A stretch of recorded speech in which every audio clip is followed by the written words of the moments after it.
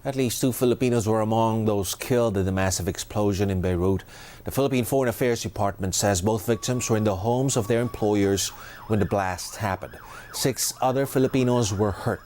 A Filipino working in the Lebanese capital recounted the moment disaster struck.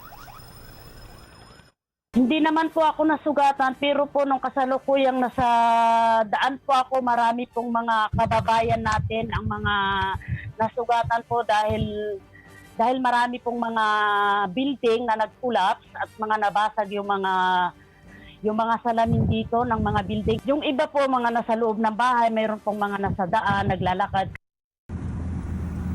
There are about 30,000 Filipinos working in Lebanon, but many of them returned home this year when the pandemic began.